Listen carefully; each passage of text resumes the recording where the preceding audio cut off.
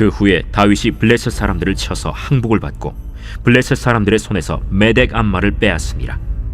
다윗이 또 모압을 쳐서 그들로 땅에 엎드리게 하고 줄로 재어 그 두 줄 길이의 사람은 죽이고 한 줄 길이의 사람은 살리니 모압 사람들이 다윗의 종들이 되어 조공을 드리니라.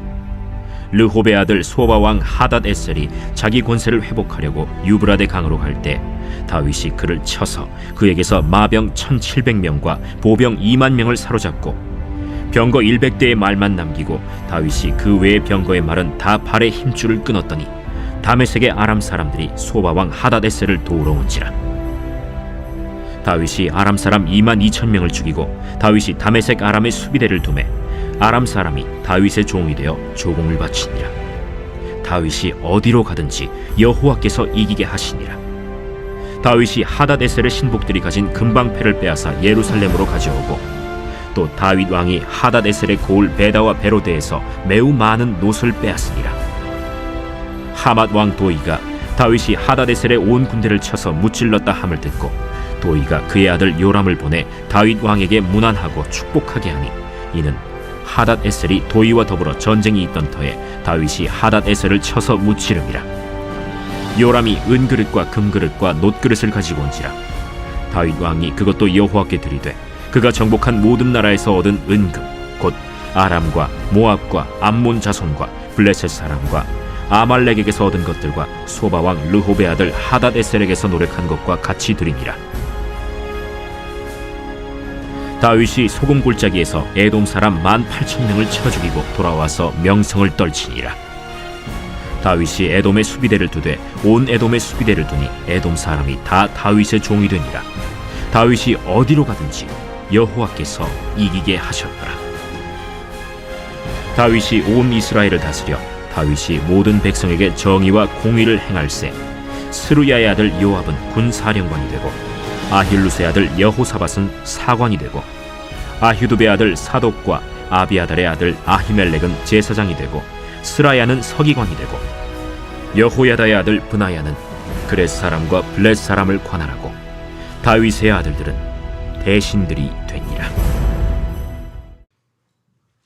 일본의 기업인으로 경영의 신이라고 불리며 교세라, 그다음에 다인이 된 창업주의자, 일본 항공 잘의 회장을 역임했던 돌아가신 이나모리 가즈오라는 분이 쓴 책이 있는데 제목이 왜 리더인가 라는 책입니다.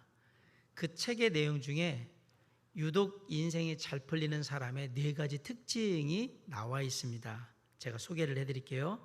첫째, 인생이 잘 풀리는 사람은 무엇보다도 좋은 언어 습관을 가지고 있다. 언제 어디서나 지위고하를 막론하고 늘 감사하는 마음을 말로, 언어로 잘 표현해주고 심지어는 얼굴을 보지 않는 온라인상에서도 감사하는 말을 늘 많이 하더라라고 얘기합니다. 두 번째, 인생이 잘 풀리는 사람은 기세가 남다르다라고 했습니다. 이를테면 기세는 치고 올라오는 힘인데 아무리 실력이 뛰어나도 기세가 없으면 성공할 확률이 낮은데 반대로 상황이 아무리 안 좋아도 뭔가 하고자 하는 그런 치고 올라오는 힘이 있으면 성공할 확률이 높답니다. 세 번째로 인생이 잘 풀리는 사람은 함부로 인연을 맺지 않는다라고 말합니다. 살다 보면 내 의사와 상관없이 타인의 다른 사람의 힘이 내 삶에 작용할 때가 있는데 그때 우리는 그것을 인연이라는 말로 설명을 하거든요. 인생이 잘 풀리는 사람들은 함부로 인연을 맺지를 않습니다. 사람 함부로 사귀지 않는다는 얘기입니다. 대신에 진실한 인연이 될 수 있도록 최선을 다해서 노력한다라고 되어 있습니다. 마지막 4번째로 인생이 잘 풀리는 사람은 간절함이 크다라고 말을 합니다. 마음에 시키지 않는 일은 절대 일어나지 않는다. 마음에 없으면 그 일 안 한다는 얘기겠죠. 대신에 마음이 시키는 일은 언젠가는 반드시 하게 되어 있다. 간절함으로 마음에 담으면 그 간절함으로 언젠가는 무슨 일이든 일어나게 되어 있다라고 얘기를 하는 겁니다. 세상에서 일 잘 풀리는 사람 얘기를 했는데 단순히 운이 좋아서 일이 잘 된다? 거의 없습니다. 그런 경우. 반대로 일이 잘 안 풀리는 사람이 있는데 운이 안 좋아서, 운이 나빠서 잘 안 된다? 그것도 없습니다. 물론 뭐가 잘 되려고 하면 때로는 운이 따르는 것 같이 그렇게 되겠지요. 하지만 잘 되는 사람들은 잘 되는 이유가 있는데, 잘 되는 사람들은 대개 엄청난 열정을 가지고 열심히 노력하는 사람들이 잘 되더라. 이게 보편적인 상식입니다. 다시 말해서 노력을 안 하고 저절로 잘 되는 경우는 없다입니다. 물론 노력을 하더라도 잘 안 되는 경우가 있어요.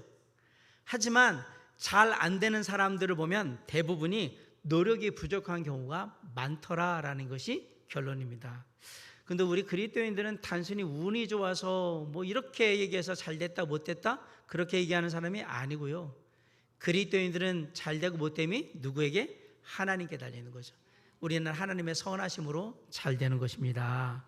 또 일이 잘 안 될 때에는 아이고 운이 안 좋네, 뭐가 안 좋네 그렇게 하는 게 아니라 우리는 분명히 하나님의 또 다른 선하신 뜻이 있다라고 받아들입니다. 그래서 때로는 잘 안 될 때에는 오히려 이것이 나한테 유익하며 또한 새로운 길로 하나님께서 선하게 날 인도하시는 그러한 방법일 줄 모른다라고 생각하니까 겸손히 받아들이는 거죠. 그런 관점으로 바라볼 때 오늘 말씀에 딱 어울린 사람, 뭘 해도 다 잘 되는 사람이 오늘 본문에 등장을 해요. 바로 다윗입니다. 오늘 본문의 다윗은 진짜 뭘 해도 다 잘 되는 사람입니다. 전쟁을 벌일 때마다 연전연승을 하고 있어요. 그리고 마침내 이스라엘과 온 주변에 평화를 주는 그런 왕이 됐어요. 다윗이 오늘 보여주는 뭘 해도 다 잘 되는 비결은 과연 뭘까? 오늘 본문을 둘로 나눠보면 앞에 부분은 다윗이 전쟁을 하고 승리했다라는 이야기로 되어 있습니다. 여러 나라들을 정복하게 되는데 그 첫 번째 대상이 바로 블레셋입니다. 우리 1절 한번 읽어볼까요? 시작. 그 외에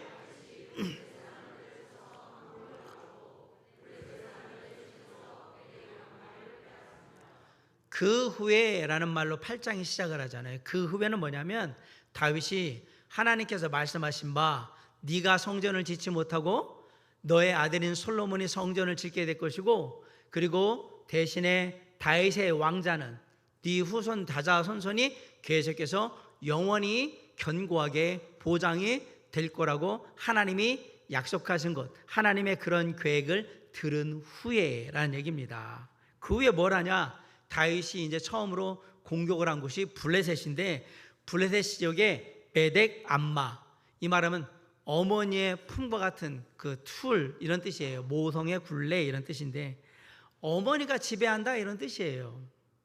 어머니가 다른 모든 도시보다 큰 도시겠죠. 그 도시가 가드를 말하는 겁니다.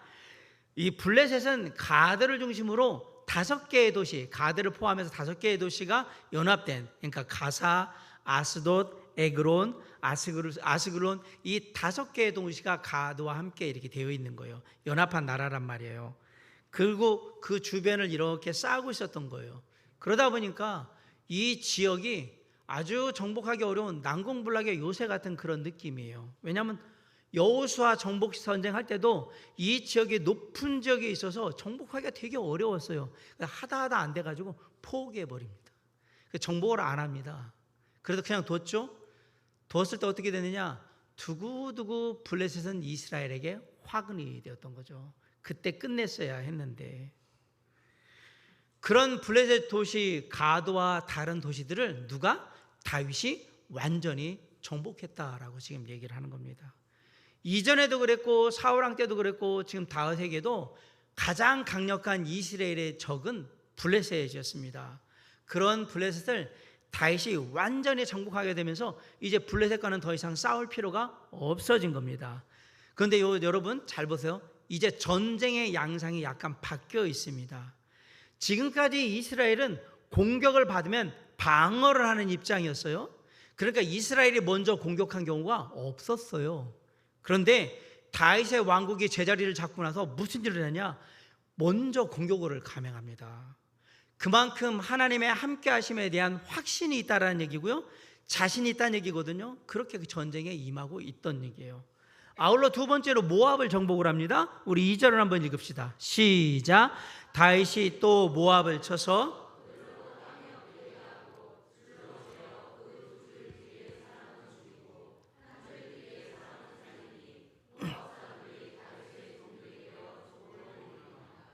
모압도 대표적인 이스라엘의 적국입니다. 아시다시피 모압은 아브라함의 조카인 롯과 그 딸 사이에서 태어난 그 자손들이에요. 출애굽 때는 거짓 선지자 발람을 세워가지고 이스라엘을 저주하기도 했습니다. 사사 시대에는 이스라엘의 원수로 계속해서 이스라엘을 괴롭히기도 했습니다. 그런 모압이 다윗에게 정복된 겁니다. 그러자 다윗이 모압 사람들을 땅에 다 엎드리게 하고 그 키를 줄로 재는데 2줄을 넘으면 죽여버리고 1줄이 되면 살려두고 이렇게 했어요. 쉽게 말하면 군대에 나가서 싸울 수 있는 사람들은 다 죽여버렸다는 얘기고 그렇지 않은 사람들은 살려뒀다 이 얘기입니다. 또한 다윗은 아람의 여러 나라들도 정복합니다. 3절 4절을 읽습니다. 시작. 르홉의 아들 소바왕 하다데세질이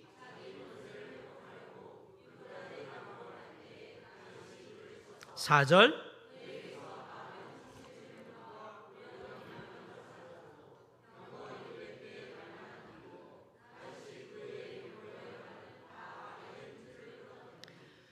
이스라엘 북쪽의 아람, 지금의 시리아거든요. 그쪽에는 통일왕국을 이루기 전에 여러 나라가 이렇게 함께 모여서 나라를 이루고 있었어요. 그 중에 소바라는 나라가 여러 나라 중에 가장 강력한 나라였습니다. 다윗이 소바의 왕인 하닷에셀이 자기 군사력을 뽐내면서 우리가 제일 강해 그러면서 유프라테스 강 쪽으로 갈 때에 기습을 해가지고 다윗이 소바를 점령해 버린 거예요.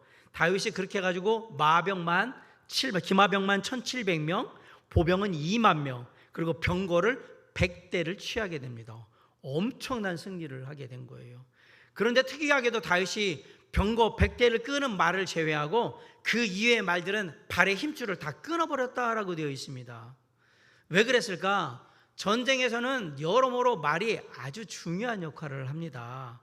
더군다나 말이 끄는 병거는 지금으로 말하면 탱크라고 생각하시면 됩니다. 어마어마하게 위협적이거든요. 그래서 발의 힘줄을 다 끊는다는 얘기는 말이 더 이상 움직임을 못하도록 불가능하게 만들어 놓겠다는 얘기예요.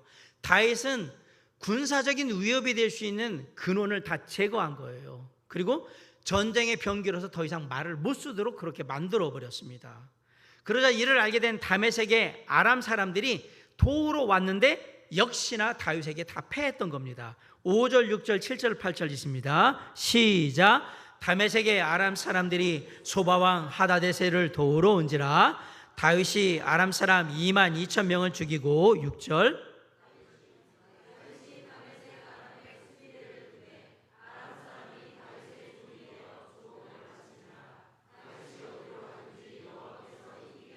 (7절)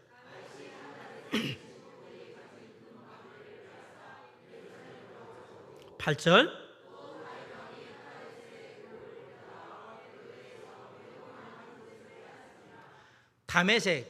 다메섹은 다마스커스입니다. 사도 바울이 예수님을 만난 곳이죠.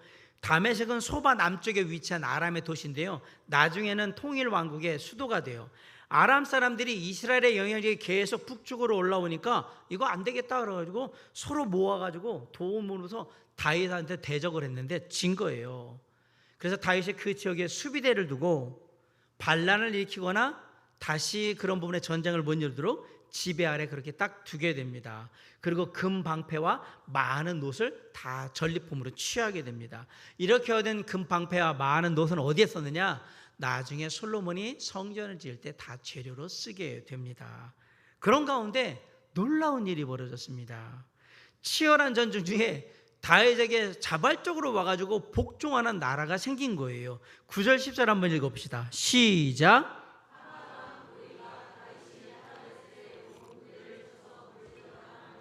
10절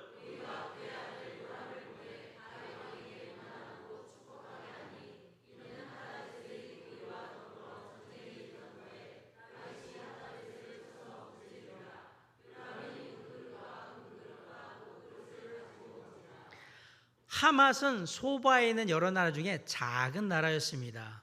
이 두 나라는 서로 국경을 맞대고 있는 상태에서 자주 전투를 했거든요. 그런 상태에서 다윗이 소바를 물리쳐서 이긴 사건은 소바와 싸우고 있었던 하맛에게는 정말 좋은 일이잖아요. 그래서 하맛 왕 도이가 감사하다고 자기 아들 요람을 보내가지고 다윗에게 문안하고 축복하면서 화친을 맺자고 나온 거예요. 말의 화친이지 이거는 조공을 바치는 거예요. 이거는 다윗의 명성이 이미 이스라엘 북쪽까지 멀리 떨쳐지게 됐다라는 것을 알려주는 사실입니다.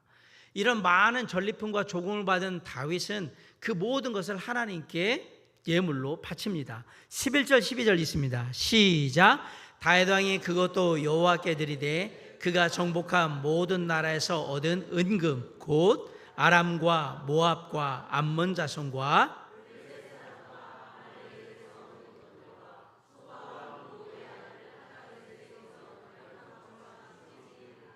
여기 보니까 암몬하고 아말렉 이야기도 나오네요.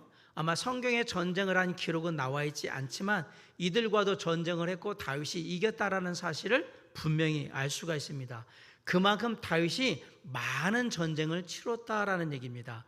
그리고 거기서 얻은 모든 전리품을 다 하나님께 드렸다라고 얘기합니다. 그리고 대부분의 그 전리품들은 나중에 솔로몬이 성전을 짓는데 재료들로 다 사용을 하게 됩니다. 연이어서 에돔도 정복을 하게 됩니다. 13, 14절. 자, 시작. 다윗이 소금 골짜기에서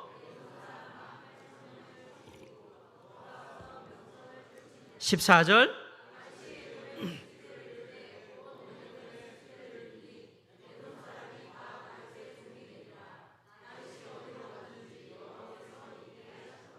네, 다윗이 또 에돔을 이기고 거기다가 수비대를 둬서 안정을 시킵니다. 이제 모든 전쟁이 마무리가 됩니다. 드디어 평화가 도래하기 시작합니다. 15, 16, 17, 18절을 읽습니다. 시작. 다윗이 온 이스라엘을 다스려 다윗이 모든 백성에게 정의와 공의를 행할세. 16절.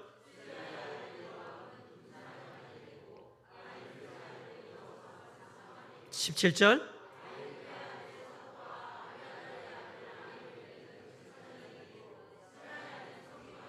18절. 여호야다의 아들 브나야는 그렛 사람과 블렛 사람을 관할하고 다윗의 아들들은 대신들이 되니라. 이 말은 다윗이 온 이스라엘의 완전한 확실한 왕이 되었다라는 얘기입니다. 그리고 모든 백성들에게 정의와 공의를 행했다라고 얘기합니다. 놀라운 것은요, 다윗이 혼자 나라를 통치하려는 그런 교만한 모습을 보이지 않고 적임자들을 찾아서 다 직무를 맡겨서 나라를 돌보게 했다라는 사실이고요. 그렇게 해서 이스라엘과 주변 나라들에게 평화가 임하게 됐다라는 말입니다. 이스라엘의 다윗이 왕이 되기 전까지는 한 번도 평화를 누려본 적이 없습니다.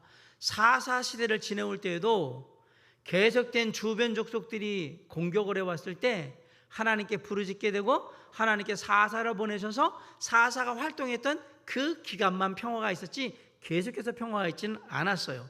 선지자 사무엘과 사울왕 때에도 주적인 블레셋이 계속해서 괴롭히는 바람에 제대로 평화를 누릴 수 있는 시간이 없었습니다. 자, 나라가 힘이 없어서 사방의 적국에 나라가 시달린다.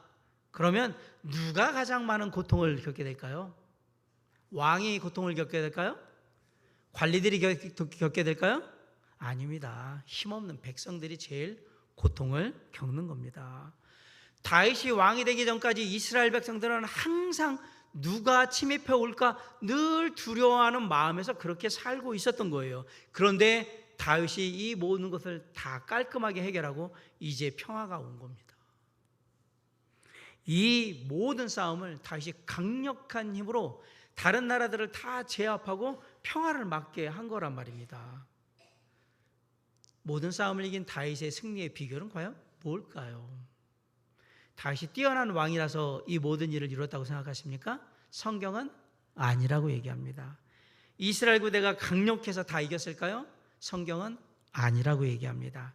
다른 나라들이 의외로 이때 다 쇠약해져서 그래서 다 이겼다고 생각하나요? 성경은 아니라고 얘기합니다. 미국처럼 어떤 힘센 나라가 도와줘가지고 다윗이 다 승리했나요? 성경은 아니라고 얘기합니다. 그럼 다윗이 연전연승할 수 있었던 비결은 어디에 있을까요? 오늘 말씀의 6절과 14절에 보면 그 대답이 있습니다. 6절 하반절에 보면 다윗이 어디로 가든지 여호와께서 이기게 하시니라. 14절 하반절에 보세요. 다윗이 어디로 가든지 여호와께서 이기게 하시니라. 공교롭게도 똑같은 말이 두 번 반복이 되고 있어요. 우리는 여기서 다윗, 아니 이스라엘의 승리의 비결은 하나님께 있다라는 사실을 분명히 알게 되는 겁니다. 그런데 요 구절 6절과 14절을 다시 한번 잘 살펴보세요. 앞에 뭐라고 되어 있냐면 다윗이 어디로 가든지. 다윗이 어딘가 갔죠. 블레셋도 가고 에돔도 가고 아말렉도 가고 암몬도 가고 그냥 다 했다는 얘기입니다. 소바도 가고. 다윗은 아무 데도 안 가고 왕궁에 그냥 앉아서 먹고 마시고 놀면서 흥청거리면서 하나님의 주신 승리를 맛본 게 아니라는 얘기입니다. 다윗은 하나님이 가라고 말씀하신 곳엔 다 갔고요. 거기서 적들과 싸웠고요. 그리고 하나님이 그 가운데 승리를 주신 겁니다. 하나님의 승리가 다윗의 싸움을 통해서 그냥 증명이 되고 있는 거예요. 내가 더 승리한다고 했지? 다 가봐라. 내가 증명해 줄게. 이 얘기예요. 지금도 하나님의 역사는 동일하게 이루어집니다. 근데 세상에는 세 부류의 그리스도인들이 있어요. 세 종류의 그리스도인들이. 어떤 사람들은 기도도 안 하고 열심히 노력만 하면 돼요. 급한 거 빨리 끝내고 나서 그 다음에 기도하든지 뭐 하든지 하겠다라고 생각합니다. 물론 열심히 하면 어느 정도 얻긴 얻는데요, 온전하게 하나님의 뜻을 다 이룰 수는 없을 겁니다. 또 어떤 사람들은요, 노력은 안 하고 열심히 기도만 해요. 기도하면 하나님께서 다 알아서 해주시겠지. 그리고 말하고 아무것도 안 하고 그냥 기도만 합니다. 아무것도 안 일어납니다. 그럼 어떻게 해야 되냐? 어떤 사람들은 먼저 하나님께 기도하며 하나님의 뜻을 묻습니다. 그리고 하나님의 뜻 가운데 하나님이 주시는 은혜, 능력을 힘입어 나아가서 열심히 일합니다. 그러면 어떤 결과가 주어지든 그것이 하나님의 역사하심이라고 겸손하게 받아들이는 겁니다. 사랑하는 성도 여러분, 우리는 하나님이 얼마든지 초자연적인 역사를 이루실 수 있는 분이라는 사실을 믿습니다. 아멘? 다시 말하면 당신의 일을 이루시는 데 있어서 굳이 우리가 필요하다, 필요하지 않다. 필요하다, 필요하지 않다. 필요하다, 필요하지 않다. 하나님은 초자연적인 역사를 다 혼자 이루실 수 있는 분이에요. 필요해요, 안 필요해요? 우리 필요 없어요. 우리 같은 연약한 죄인들 부르다가 뭘 쓰시겠다고? 우리 필요 없어요. 그런데 굳이 우리 같은 사람들을 부르셔서 하나님의 자녀 삼으시고 자녀 삼으셨을 뿐만 아니라 하나님의 일을 하도록 우리에게 일을 맡기시는 거예요. 그러면서 얘기해요. 나 대신 이 일을 해주면 참 좋겠는데? 라고 말씀하십니다. 진짜 기적은 나 같은 사람을 하나님이 자녀 삼으셨다는 것, 그리고 나 같은 사람을 하나님이 당신의 일을 위해서 사용하신다는 것, 이게 진짜 기적이에요. 이걸 깨닫는 게 진짜 은혜예요. 이게 사실 생각을 해보세요. 우리 같은 사람이 하나님에서 하나님이라고 해도 하나님 제가 이거 할게요 이렇게 하면 오히려 제가 볼 때 하나님 입장에서 보면 참 귀찮은 일이에요. 일도 잘 하지도 못하면서 나 한다고 막 나대면은 이거 참 부담스럽네. 참 일도 제대로 못할 텐데. 귀찮잖아요. 잘못되면 또 하나님이 다 바로잡으셔야 되고. 그런데 하나님은 단 한 번도 우리가 주님의 일에 쓰임받기 원합니다라고 말씀하셨을 때, 말씀드렸을 때 단 한 번도 귀찮아하지 않으시고 그래? 그러면 네가 이 일을 좀 대신해 주면 좋겠다라고 우리에게 말씀하십니다. 이게 은혜입니다. 이게 은혜인 거예요. 그래서 이 은혜를 분명히 깨달아 안 사람은 늘 하나님의 은혜에 감사하며 그냥 묵묵히 일하는 거예요. 나는 은혜를 알기 때문에. 은혜를 모르는 사람이 자꾸 떠벌리는 거예요. 은혜를 모르니까. 이미 이건 내가 할 수 있는 게 아니고 하나님의 은혜로만 감당. 아까 찬양했잖아요. 은혜 아니면 나 서지 못하네, 온전해지 못한다. 그걸 알아야지. 그럼 그냥 감사하면 그저 그냥 묵묵히 나가는 거예요. 주의 은혜가 이미 우리에게 임하였고 넘치기 때문에 그렇습니다. 그런데 하나님께서 이런 대단한 놀라운 은혜를 우리의 삶 가운데 이미 베풀어 주셨고 베풀어 주시고 계심에도 불구하고 우리는 내가 뭔가 대단한 양 착각을 하고 얘기해요. 하나님, 저는 못하겠는데요? 하나님, 지금은 제가 좀 마음이 그래서 하기가 싫은데요? 하나님, 솔직히 지금 제가 좀 다른 게 많이 바쁘거든요. 요거 끝난 다음에 좀 했으면 어떨까요? 이런 말을 막 서스럼 없이 하는 거예요. 왜 그럴까? 하나님이 베풀어 주신 은혜가 얼마나 큰지를 아직도 모르고 있으니까 이렇게 얘기하는 거예요. 은혜를 모르니까. 그런데 이런 하나님의 은혜를 내가 매번 내가 원할 때마다 얻을 수 있는 게 아닙니다. 하나님이 은혜를 베푸실 때, 기회를 주실 때 꽉 잡고 그 은혜를 누리셔야 합니다. 제가 정말 사랑하는 성경의 놀라운 진리를 담고 있는 노래를 하나 지금 소개해 드릴 거예요.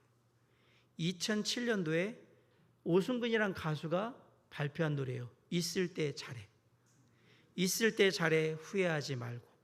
있을 때 잘해, 흔들리지 말고. 가까이 있을 때 붙잡지 그랬어. 있을 때 잘해, 그러니까 잘해. 이번이 마지막 기회야. 이제는 마음에 그 문을 열어줘. 가사가 이렇게 돼 있죠? 살짝 바꿀게요. 은혜 줄 때 잘해, 후회하지 말고. 은혜 줄 때 잘해, 흔들리지 말고. 가까이 있을 때 붙잡지 그랬어. 은혜 줄 때 잘해, 그러니까 잘해. 이번이 마지막 기회야. 이제는 마음에 그 문을 열어줘. 은혜 줄 때 잘하시기 바랍니다. 이번이 마지막이 될 수 있습니다.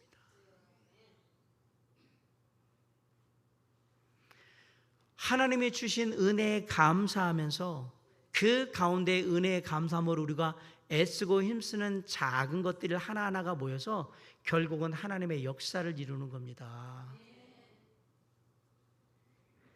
우리는 날마다 우리에게 주신 하나님의 은혜에 대한 책임을 다하기 위해서 열심히 사는 거예요. 받은 은혜가 있으니까. 내가 받은 은혜가 있는데 어찌 이렇게 살리오? 그 열심히 사는 거예요. 목사님, 전 받은 게 없는데요? 그러면 무릎 꿇고 간절히 기도하세요. 은혜를 달라고. 제가 항상 하는 얘기가 있잖아요. 감나무에서 감 떨어진 거 먹으려면 어떻게 해야 된다? 집에서 감나무에 감 떨어진 거 먹어야 되는데 그러면 감이 떨어집니까? 어디로 가야 됩니까? 감나무 밑으로 가셔야죠. 그래야 떨어지든 말든지 할 거니, 내 입에 들어오든 떨어지든 할 거 아닙니까? 가셔야 할 거 아닙니까? 받은 은혜에 감사한 마음으로 사는 거예요. 매일 말씀 읽고 기도하는 가운데 힘을 얻고 그 힘으로, 그 작은 힘이라도 그 힘으로 나가서 열심히 사는 거예요. 내게 받은 은혜가 있기에. 그럴 때 하나님께서 우리에게 승리의 기쁨을 주시는 겁니다. 다윗처럼 우리가 가는 곳마다 승리할 수 있는 비결? 바로 이겁니다. 문제는 하나님이 이기게 하시고 하나님이 승리를 주시는 것이 우리의 눈에 보이지 않는다는 데 문제가 있습니다. 눈앞에서 막 이루어져야 되는데 안 보이거든. 근데 여러분 잘 보세요. 사람들은 생각할 거예요. 다윗이 대단해가지고 이걸 다 했다고. 다른 사람들은 보지 못하고 느끼지 못하는데 다윗은 알아요. 이것이 하나님의 은혜인 것을. 다윗은 알고 있는 거예요. 이게 믿음의 시각이고 이게 믿음의 성숙함입니다. 보이지 않는 것을 보고 느낄 수 없는 것을 느낄 수 있는 힘, 영적인 힘. 그게 믿음이에요, 믿음. 그래서 히브리서 기자가 히브리서 11장 1절에 뭐라고 그랬어요? 믿음은 바라는 것들의 실상이고 보이지 않는 것들의 증거라고 얘기한 거예요. 비록 보이지 않지만 분명히 역사하시는 하나님, 그 하나님을 믿음으로 말미암아 많은 믿음의 선배들이 삶에서 승리하게 되었다라고 고백을 합니다. 히브리서 11장 32절로 33절에 내가 무슨 말을 더하리요? 기드온, 바락, 삼손, 입다, 다윗 및 사무엘과 선지자들의 일을 말하려면 내게 시간이 부족하리로다. 그들은 믿음으로 나라들을 이기기도 하며 의를 행하기도 하며 약속을 받기도 하며 사자들의 입을 막기도 하며. 다윗이 이렇게 믿고 나가시는데 뭘 믿고 나갔을까? 하나님의 약속의 말씀을 믿고 나간 거예요. 그걸 어떻게 합니까? 사무엘하 7장, 지난주에 공부했던 사무엘하 7장 8절 9절 보세요. 그러므로 이제 내 종 다윗에게 이와 같이 말하라. 만군의 여호와께서 이와 같이 말씀하시기를 내가 너를 목장 곧 양을 따르는 데에서 데려다가 내 백성 이스라엘의 주권자로 삼고 목동이었던 다윗을 이스라엘의 왕으로 삼으셨다고 7절에 8절에서 얘기했어요. 9절에 뭐라 그러면 네가 가는 모든 곳에서 내가 너와 함께 있어 네 모든 원수를 네 앞에서 멸하였은즉 땅에서 위대한 자들의 이름같이 네 이름을 위대하게 만들어 주리라. 네가 가는 모든 곳에서 내가 너와 함께 있어 네 모든 원수를 네 앞에서 멸하리라고 얘기하잖아요. 멸하리라. 6절 하반절 다윗이 어디로 가든지 여호와께서 이기게 하시니라. 14절 하반절 다윗이 어디로 가든지 여호와께서 이기게 하셨더라. 하나님의 약속의 말씀이 그대로 이루어지잖아요. 그래서 고린도전서 15장 57절 58절은 이렇게 얘기합니다. 우리 주 예수 그리스도로 말미암아 우리에게 승리를 주시는 하나님께 감사하노니 그러므로 내 사랑하는 형제들아 견실하며 흔들리지 말고 항상 주의 일에 더욱 힘쓰는 자들이 되라. 이 뒤가 중요해요. 이는 너희 수고가 주 안에서 헛되지 않은 줄 알미라. 승리를 주시는 하나님을 믿고 우리가 담대하게 꿋꿋하게 묵묵하게 주님의 일을 감당하면 우리가 그렇게 한 일들이 주님 안에서 누구 안에서? 주님 안에서 헛되지 않을 것이다. 하나님의 약속의 말씀을 믿고 하나님의 놀라운 은혜의 역사를 겸손히 구함으로 승리했던 다윗의 모습을 꼭 기억하시기 바랍니다. 날마다 승리하게 하시는 하나님은 은혜의 하나님이셨고 약속에 신실하신 하나님이셨고 늘 우리와 함께 하시는 하나님이셨던 거예요. 세상에서 대단한 것 하나도 없는 나를 구원하셔서 하나님의 자녀 삼으셨습니다. 그리고 능력도 변번치 못한 나를 사용하셔서 지금도 하나님의 일을 하고 계십니다. 우리를 자녀 삼으신 우리 주 예수 그리스도 하나님께 감사를 드립니다. 자녀된 우리를 크고 작은 하나님의 일에 변함없이 사용하고 계신 우리 하나님의 은혜에 감사드립니다. 그리고 이런 하나님의 약속의 말씀을 믿고 날마다의 삶 가운데 묵묵히 한 걸음 한 걸음 주님과 동행하며 주님의 일을 이뤄가는 자에게 승리를 주시는 우리 하나님께 감사를 드립니다. 어디서나 승리하는 비결은 별게 없었습니다. 늘 하나님과 함께하면 되는 거였어요. 날마다 주님과 동행하고 주님과 함께하는 삶의 자리에서 주님의 때를 기다리며 우리에게 맡겨진 일들을 감당하면 때가 되면 다 승리하게 하시는 주님이 역사하셨던 겁니다. 사랑하는 성도 여러분, 그 주님의 은혜를 다윗처럼 오늘 우리의 삶 가운데도 저와 여러분의 삶 가운데 풍성하게 누리는 이번 한 주간 우리의 삶이 될 수 있기를 주님의 이름으로 간절히 축원합니다. 기도하시겠습니다.